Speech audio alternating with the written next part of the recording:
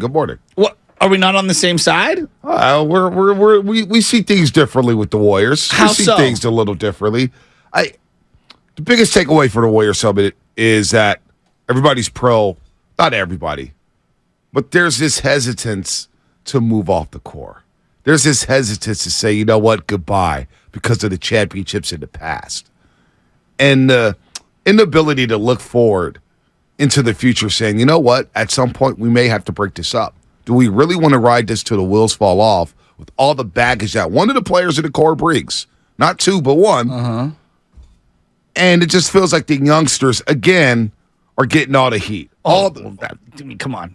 You knew that was going to happen. No, but I don't like it. No, I don't. you think I really love don't it? like it. You think I love it? I find it to be way over the top. But I'm watching Denver last night.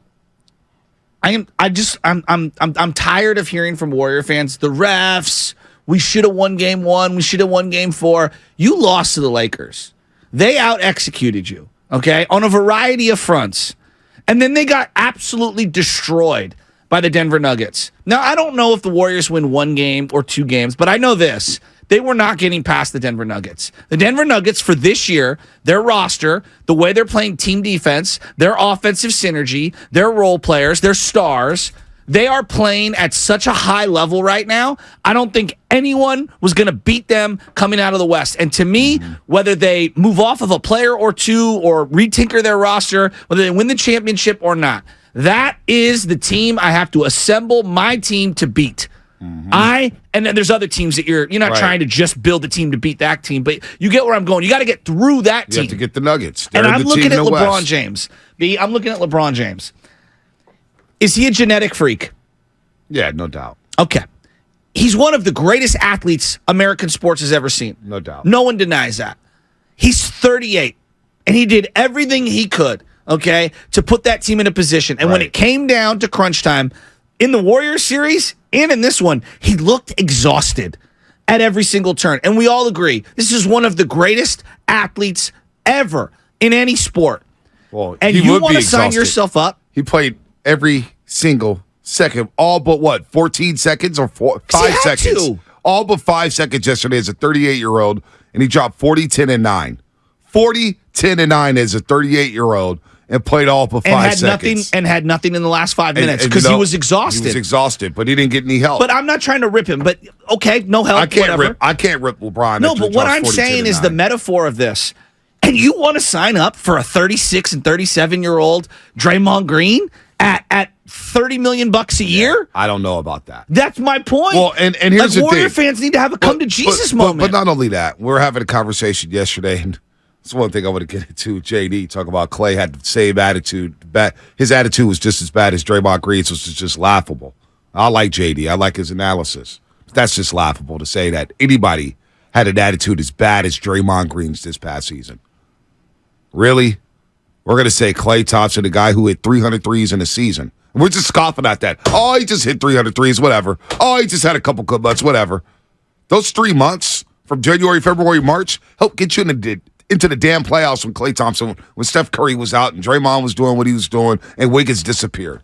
Those 3 months that Kuminga helped play with 23 minutes a game helped get you to the damn playoffs. And all of a sudden we want to jettison these guys. But when it comes to Draymond Green and it comes to everything that happened and Draymond admitting after the season, he's admitted all season long that the punch derailed the season. Well, if one player helped derail a season, and nobody was able to get on the same page because of that one player. And this guy wants 25 to 30 million a year, and he scores 7 points a game.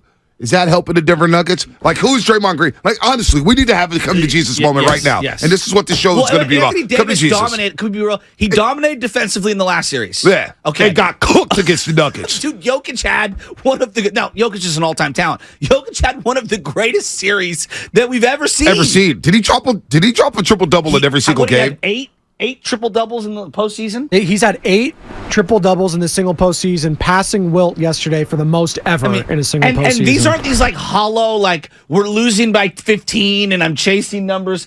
Like, he's the centerpiece. And here's the key to be. Fourth quarter, when you need buckets, who's the ball go to? Jokic. And he's going to get buckets. And he destroyed Anthony Davis, who destroyed the Warriors. So I don't I'm going to go in like this. So Draymond Green is an all-time warrior. All-time warrior. And he's balling. And he's a banner guy, he's a statue guy. I know what he means to the team. We all know what he means to the team. We know what he meant to the championships. But moving forward, because he was a guy, when you were in the prime and winning these championships, you stick Draymond on the top player. Yeah. Anthony Davis, Nikola Jokic, top wing players, sometimes guards. Can you do that now? Can you just say, Draymond, go check AD and shut him down? And Jokic. And Jokic. I think he can. Yeah, I think he can not shut him down, but I think he can guard those guys for periods of time. All right. Periods of time. I guess because I'm trying to be benefit of the doubt. Like he's 3 minutes here, maybe 2 minutes there. Well, he's going to get in foul trouble. Like that's Well, what happened in the Lakers series. Well, that's a problem. Right? That's a problem. Did he check LeBron James at all? No. He did not, right? No. I mean, just no. He had a tough time guarding in the Sacramento series, if we're being 100% honest. Listen, man, when I talk to other fan bases, like D'Lo and KC, Yeah. they watched Game 3 and they said, oh, my God, this series is over. Draymond Green comes off the bench. That's what they said. Said, you guys are better without Draymond. I think there's some people in the organization who watched Game 3 against Sacramento and thought, boy, we got a lot of wide open shots. We might be able to, the ball's flowing a lot better. It's not, Mr. Fab joined this show a month ago. Mm-hmm. Mr. Fab is boys with Day-Day. That's his guy. That's his guy. Well, the offense is a little too predictable when Draymond Green's in there. That's just the facts. And I don't want to rip Draymond Green whatsoever, but why are we so quick to, you know what, Kuminga's got to go. Poole's got to go. Clay, he needs to get a grip and this and that. But you're telling me the guy who helped derail the season before it even began needs to sign up for another 3 years and $70 million? I'm having a hard time with that, Shasky. What did you think of the summit yesterday was a lot of fun, and I want to laugh and giggle a little at some point today. What did you think of the fan reaction when we asked? I think it was, what did Willard ask specifically? Do you want Draymond to stay? Yeah. And it was a decent cheer. And then, do you want Draymond to go? It was kind of loud, wasn't it? No, it was very loud. Was that surprising to you? No, it wasn't. It wasn't. I watched Dub Nation win ring night. And I watched when Draymond Green got announced to the crowd. He didn't get the loudest ovation. He didn't get boos. Dub Nation didn't boo him. But there's a lot of hands in pockets saying, we're not really feeling you. We're not really feeling you. Not right now. You gotta earn some stuff back. And when is enough enough? You said it yesterday at Buonfino. We had a lot of fun. Shout out to Judy. Judy, who read a spot. Great. It was her birthday the day before. Who was in their bag the most? Well, before I get to that, I want to get to some of the Zucci Man was in the building. Okay. We had JP Escobar. Zucci Man, by the way, as I was walking out the door, he had one of the sweetest Ace Oh throwbacks. My God! Oh, he's a great legit. guy. He's Zucci, Ernie Chavez. Like Zucci, great guy. Ernie Chavez showed his Ernie face. Ernie Chavez was there. He was in the building. Rocky New Way Era. taller than I thought. Rocky New Era _84 was in the building. Gave me a hat. Scott threw me some clubs. Yep. The Lawsons was in the building. I saw the Lawsons. They're retired. How about They're chilling. My man with 5 Christmas trees. Oh, my man with 5 Christmas trees. He was there. He goes, Bonte, I got 5 Christmas trees every year. I said, man, you got to reevaluate your life. Even the cell was like, yeah, I don't know what my dad's doing. No, he was a great guy. He had great real estate too. He got front row seats. Oh, dude, that crowd was packed. I was surprised it was packed. A lot of love in Buonfino. It was a lot of fun. Shout out to Buonfino. Give us a custom bottle of wine with our names. You didn't get the wine? I had to go. I had to pick. Yeah, you always got something. I was exhausted. It was a lot of fun. I was lucky I made it. You know, I got shout out to Steve, Premier Limos, and JP. My limo driver wasn't a limo. It was an SUV. But JP, who was driving me, has been a referee for 30 years. Mountain West, Pac-10, West Coast Conference, Big West, and a bunch of JUCO games. I'm like, I can't believe I'm talking to a ref. Yeah, but he was a good guy. He was running material. I said at the end, you know, he was very happy. He loves a career. I said, you could become our unofficial official referee correspondent on the Morning Roast. Yes, I like it. He lit up like a Christmas tree. No pun intended. The 6th Christmas tree. The 6th one. So. You know, it was a really lot of fun, man. It was a lot of fun in Buonfino. But who was in their bag? Well, I knew Guru came out like it was Game 7. Guru came out like it was Game 7. Guru wasted the clip on all the cliches. Hey, it's all good. He was on fire. Let me say this, Fedoni and Lubin, as I say good morning to you two guys. All the smoke. I knew it was going to be a long night. So Willer asked me a question. It was the first question he asked I me had all to night. cut you off. Shasky jumps in, cuts me off, answers the entire question. Yep. And I'm like, wait, are you Bonte Hill or am I Bonte Hill? The Squire had to get his words in. Hey, you were going to get your words in. Literally, because I was going to be short-winded yesterday. Oh, my whole you're thing so was full of it. my thing was 45 seconds, pass the rock, get out and chill. My guy Shasky cut me off on the first question. I said, well, that's, it's all good. It's all good. Yeah, my boy, Justin Hathaway was in the building. I didn't see NBC him. Sports. Yeah, I came in. We had some big meetings yesterday. I don't blame him for avoiding me. Yeah, I don't either. People saw me when I got I wasn't too big time to Michelle- drive myself. No, this would Michelle happen. said that you were wearing the glasses indoors, and she did not think it was the best look for you. It's all good. Anna doesn't think so either. Yeah, oh, so the women are in agreement. Whatever. See, women have great taste. They're tastemakers. Well, whatever. If I told her it was Dolce & Gabbana, she would be like, okay, that's cool. What a Guru. Guru had the Ray-Bans on. That's cool. So I didn't drive because Steve, Lay off. Premier Limos, was like, yo, you want to ride out there? Uh-huh. And I drive a lot.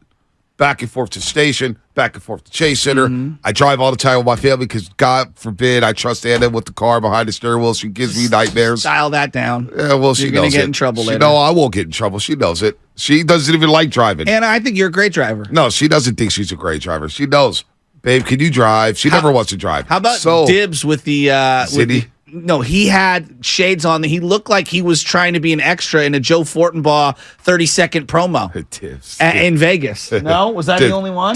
Dibs, have a take. Have a take, Dibs. What do you mean? Don't be straddling the fence, saying, yeah, I want to keep the core together, but I don't think you can keep the core together and win a championship. Then what are we doing? How about What are the we doing? vibe change when Steiny started to go full wrestling heel?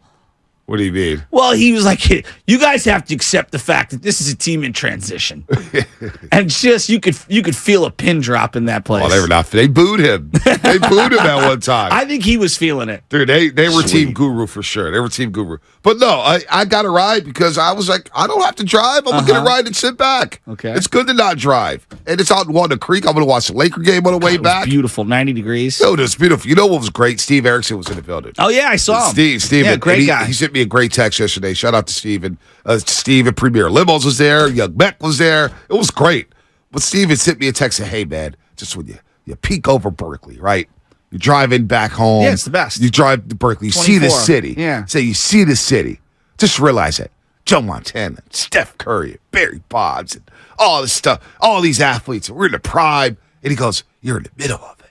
He was like, you're in the middle. He got me in my Did he feelings a say little like bit. Joe Shasky wakes up the He city? said nothing about you. Oh, It was a personal text. It says you're in the middle of it. You're just scratching. I was like, man, Steven, that's like deep right there. I was thinking about it. Man, we just had the Warriors Summit. That's how big the Warriors are now. Like the Warriors Summit. It was a lot of fun.